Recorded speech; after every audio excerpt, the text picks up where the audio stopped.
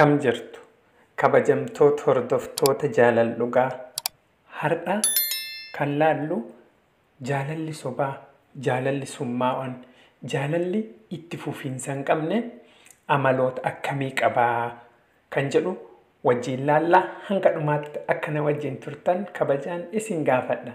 Maarree hordoftoota koo jaalalli akkuma jaalalli dhugaa jiru jaalalli sobaa, jaalalli summaa'aan, jaalalli walii galtee hin qabne, jaalalli dhumarratti erga wal jaalataniin booda itti addaan deeman ni jira jechuudha.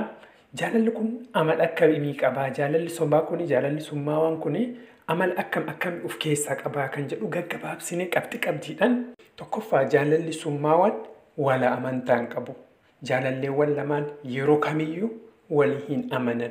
Shakkiin jidduu isaanii keessaa baay'isee jira. Shakkiin ka guutamedha. Jaalalli sobaa yookaan jaalalli summaa'aan walitti dhufeenya jaalalli summaa'aa keessa waan godhan irratti amantaan xiqqoomallee hin jiru yookaan ammoo shakkii baay'ataa jechuudha.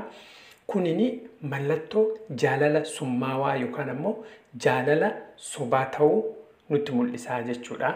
Namni dhugaan wal jaalatu dhibbaaf dhibbatti kara kamuu yoo deeme isiin uumanarraan taatu inni uumanarraan ta'u ka jedhu wal amantaa qabaatanii jechuudha. Ka biraa ammoo walitti dhufeenya haasaan akkaataan odeeffannoo isaan ittiin walii dabarsan kan walii galtee hin qabnedha. Odeeffannoo walii dabarsan, haasaa warra waliin haasa waliin galan, yaada irratti waliin galan, dubbii irratti waliin galan, waan barbaadan irratti waliin galan, haasawuma irratti walii galteen hin jirtu jechuudha.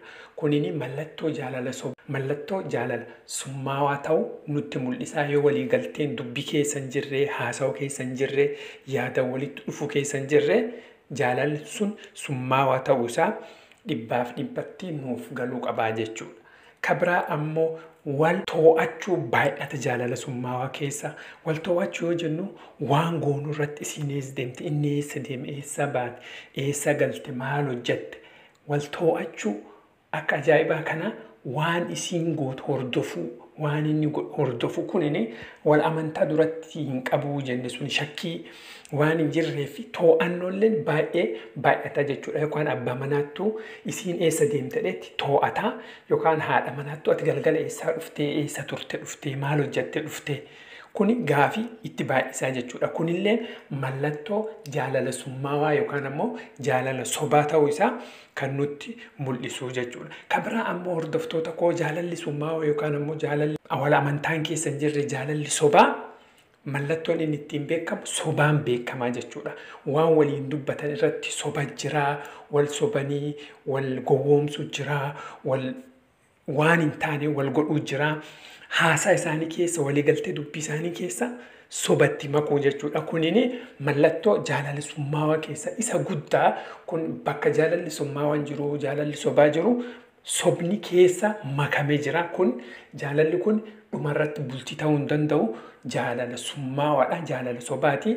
Rakkina uumatee jaalalli sun gara dhumarratti gara rakkinaa akka deemu nuuf galuu qabaa jechuudha. Mallattoon jaalala summaawaa kan biraa ammoo yeroo waan tokko namni barbaadan fakkeenyaaf niitiif dhiirsa taanee wajjin jiraatanii, hiriyya taanii, jaalallee taanee wajjin jiraatan taate tokko waa irraa fudhataa. Waan irraa fudhatu suni wayiif irraa fudhataa. Ammoo waan sun hin kennuuf jechuudha. Deebisee hin kennuufi waan agartee kenniinsa malee irraa fudhachuun hin jiru jechuudha. Namni tokko itti miidhamaa jechuudha. Jaalala summaawaa, jaalala sobaa keessatti fakkeenyaaf qarshii qofa osoo hin taane jaalalaan barbaada. Ati isa jaalattaa yookaan ammoo isa jaldeemtaa yookaan inni si jaalataa, sin argatu, ati isa jaalattaa, isan argattu walii hin galtanii jechuudha. Gamuma tokko qofa irraa ta'a.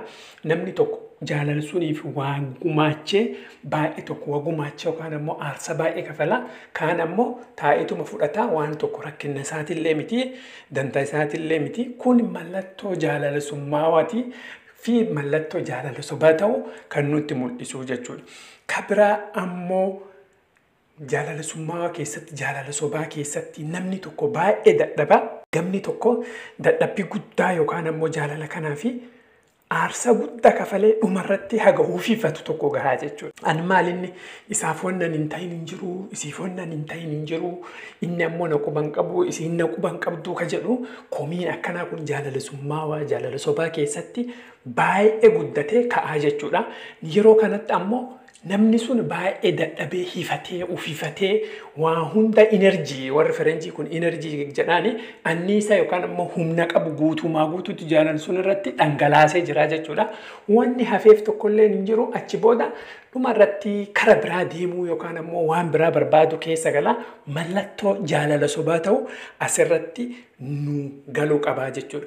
Kabiraan ammoo mallattoo jaalala sobaa keessatti namni tokko dhiifama naa godhi yeroo hundaa balleesse dhiifama naa godhi yookaan ammoo waan akkanaatiif jedhe sababa baay'isaa jechuudha.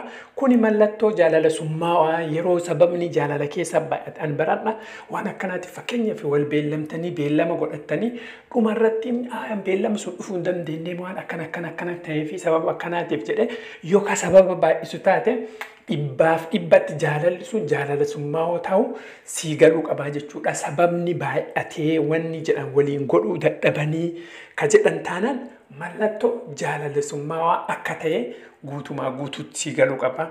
Wal amantaan hin jiru shakkii jira dubbi keessatti waliin galanii to'annoo baay'ataa wal sobuu baay'ataa namni tokkotti miidhamaa kaan ammoo taa'ee ilaalaa kaan ammoo itti dadhabaa kaan ammoo itti rakkatu kaan ammoo yeroo hunda sababa baay'isaa waan akka hin taaneef waan akkas ta'u mallattoo jaalala sobaa ta'u isinii ibsee jira jechuudha. Hordoftoota koo maarree viidiyoon kun isinitti tola laayikii gochuun dagatina namoota chaanalii kanaaf haaraa taatan sabiskiraayib godhaa maatii jaalala dhugaatti makama viidiyoowwan waa'ee jaalala bakka kamiifuun argamne icciitii jaalala tokko tokkoon asirratti isinii barsiifna.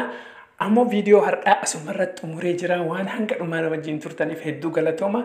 Viidiyoo biraatiin haga walitti deebinutti nagaan.